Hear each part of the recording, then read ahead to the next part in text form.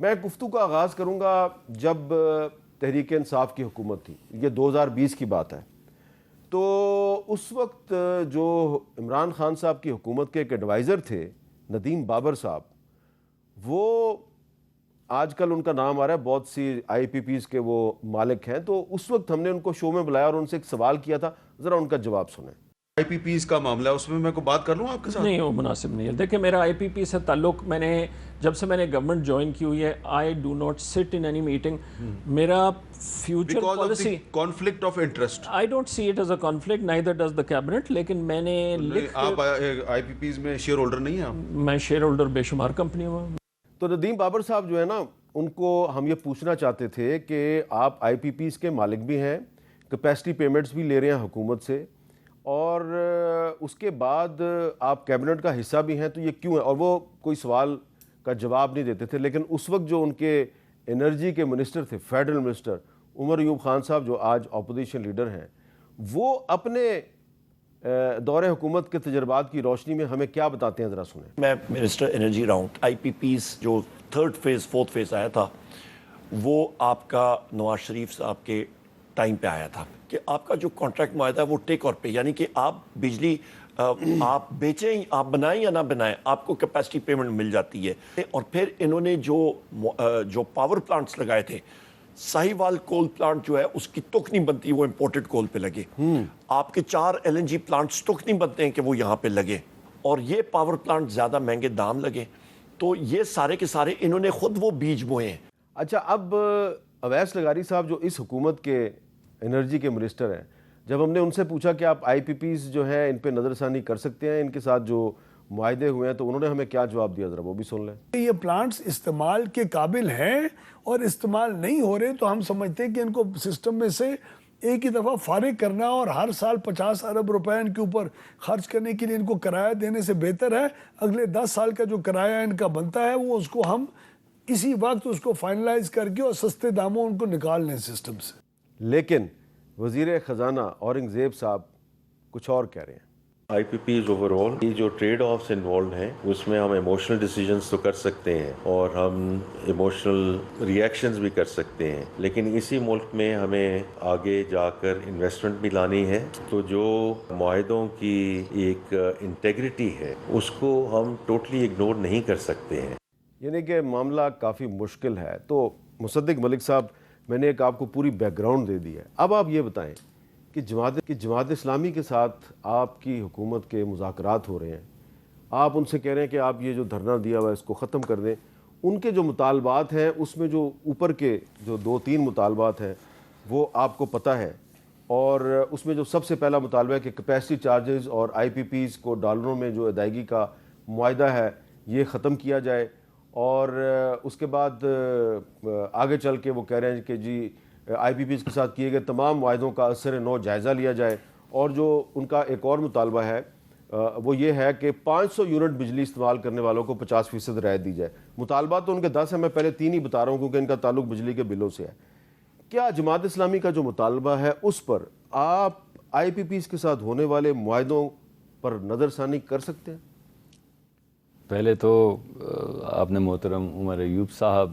جو وزیر رہ چکے ہیں انرجی کے، یعنی دونوں وزارتوں کے، میرے خیال میں ان کی بات پہ تبصرہ کروں گا۔ دیکھیے، محترم عمر ایوب صاحب وزیر تھے، وفاقی وزیر تھے، ملٹیپل وزارتوں کے، منشی تو نہیں تھے، تو کر جاتے نا۔ جو انہوں نے کرٹیسزم دیا ہے اور وہ کہہ رہے ہیں کہ اس کا ایک کوئی حل ہے، تو جب یہ وزیر تھے تو ان کو چاہیے تھا، اور بڑے طویل عرصے کے لیے یہ وزیر رہے ہیں، تو یہ آئی پی پیز تو تب بھی تھے،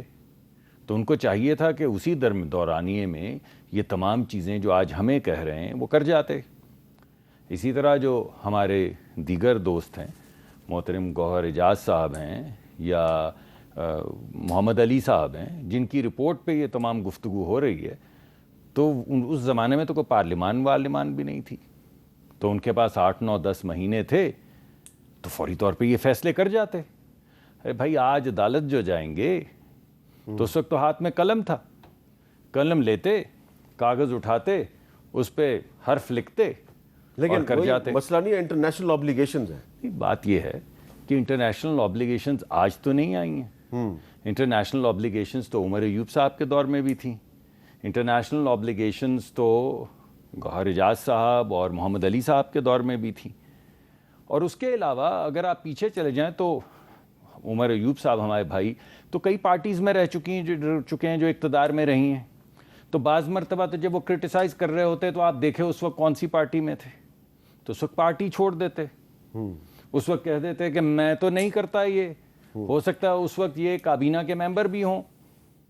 یعنی جب یہ فیصلے ہو رہے تھے جن پہ آج تنقید کی جا رہی ہے, اس وقت خود رہے بھی پارٹیوں میں, وزیر بھی رہے, اس کے بعد بھی وزیر رہے, اس کے بعد جو آج تنقید کر رہے ہیں وہ بھی وزیر رہے, جن کی رپورٹ سامنے لائی جا رہی وہ بھی وزیر رہے.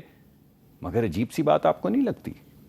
کہ وہ تمام لوگ جو رپورٹیں لکھتے رہے, جو وزیر رہے, وہ آج انگلیاں اٹھا رہے ہیں؟ عجیب سی بات لگتی. عجیب سی بات. جنید اکبر صاحب, آپ کو یہ نہیں لگتی کہ ادھر گوہر اجاز صاحب نے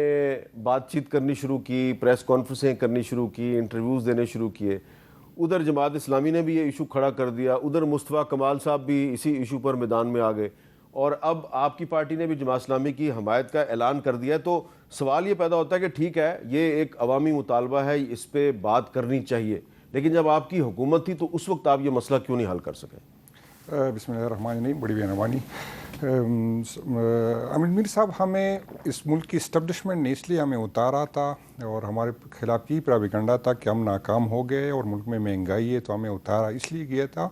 اور یہ قابل لوگ اس لیے آئے تھے کہ اس کو کر لے. پھر اس کے باوجود بھی میرے سینئر ہے, میرے قابل احترام ہے معذرت کے ساتھ, لیکن ہم نے اپنی حکومت میں کوشش کی تھی. جو 175 روپے پہ ڈالر کیپ ہوا تھا, یہ ہماری نیگوسیشن کی وجہ سے ہوا تھا. وہ جو 16 سینٹ پہ جو ہوئی تھی ہماری نیگوسیشن پہ, وہ 2 سینٹ 3 سینٹ پہ جو ہے ہماری حکومت میں تھی. ہم نے جو ہے اس کی کمیشن بنایا تھا تاکہ پتہ چلے, اور جیسے ہی ہم گئے تو میرے خیال میاں صاحب نے سب سے پہلے جو کام کیا تھا وہ آئی پی پیز کو جو ہے وہ پیمنٹ کی تھی. تو ان لوگوں کی وجہ سے ہے, اور یہ ہمیں کبھی بتایا جاتا ہے کہ سی پیک میں تھی, سی پیک کی وجہ سے ہم نے مجبوری تھی. لیکن 2018 میں بھی پنجاب حکومت نے جو اس ٹائم لوگ چیخ رہے تھے کہ ہمیں مسجد ضرورت نہیں تھی, لیکن شہباز شریف صاحب نے اس ٹائم بھی لائسنس دیا اور اس کے ساتھ ایگریمنٹ کیا 65 میگا واٹ ہے یا اس طرح کی کوئی ایگریمنٹ کی گئی. تو اس میں یہ نیت بھی دے کہ بے شک اگر ہمارے پاس اگر کوئی ہے ہماری مجبوری ہے, لیکن جن لوگوں نے یہ غلطی کی کمیشن کے لیے یا کس کے لیے اس کو تو کٹہرے میں لے کے آئے نا. اسی ٹائم اگر یہاں میں یہی بتایا جاتا کہ انٹرنیشنل کورٹ میں وہ یہ لوگ جائیں گے ہمیں جو ہے سو کریں گے جس طرح ریکارڈ ایکٹ میں معاملے میں ہوا, لیکن انٹرنیشنل کورٹ میں تو ہم یہ بھی کہہ سکتے کہ اسی ٹائم بنگلہ دیش کے ساتھ اس سے آدھے معاہدے ہوئے. تو یہ میرا خیال ہے کیونکہ ان لوگوں کا ذاتی فائدہ ہے, تو یہ اس کی حکومت اس لیے دی گئی تھی کہ ہم اس مشکلات سے نکالے. تو ہم نے باوجود اس کے ہم نااہل بھی تھے, ہمارے پاس تجربہ بھی نہیں تھا, لیکن پھر بھی اگر آپ اندازہ کر لیں اگر آج اسی ڈالر پہ ہم نے پیمنٹ کرنی ہوتی تو کرنی تھی. تو یہ مسلم لیگ نے یا پیپل پارٹی نے, یہ پی ٹی آئی کی حکومت کی وجہ سے آج اگر تھوڑی سی ریلیف ملی ہے تو یہ پی ٹی آئی کی وجہ سے.